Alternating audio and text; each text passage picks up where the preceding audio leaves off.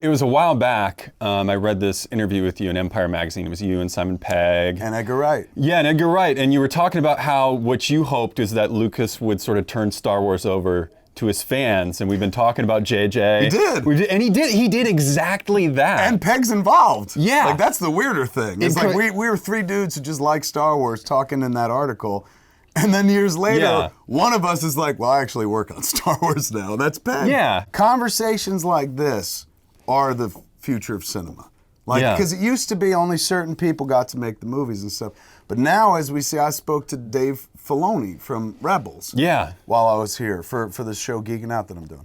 And this is a guy who is like a fan like me.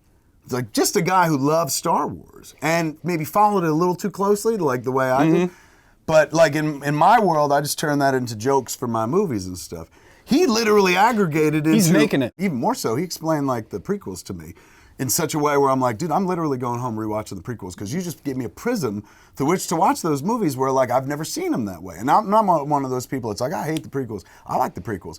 But he you've been defending the prequels for a long time now. I'm on board with the prequels, man. But he gave me a prism through which to watch the prequels. He said, think about it like this.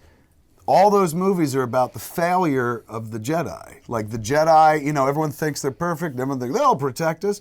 And throughout those movies, there are all these like moments of weakening where they're like, we can't detect this and we can't do these things. Like, but they don't let anybody else know. And ultimately, it's about the failure of the Jedis. And they think they can overthrow the Sith, but instead they strengthen the Sith.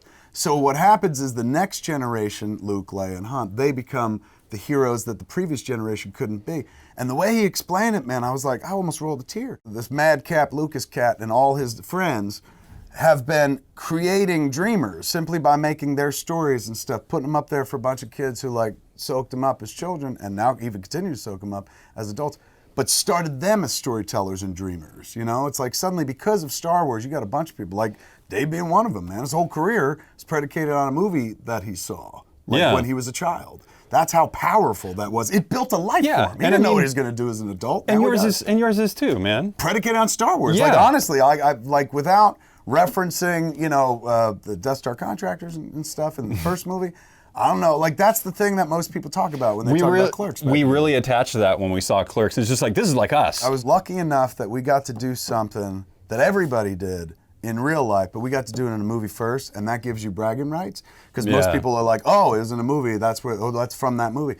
But what was beautiful about that scene was anybody who watched those movies, I don't care if you're like, Star Wars is your religion, or if you're just someone like, oh yeah, I saw them when I was a kid, you had those discussions.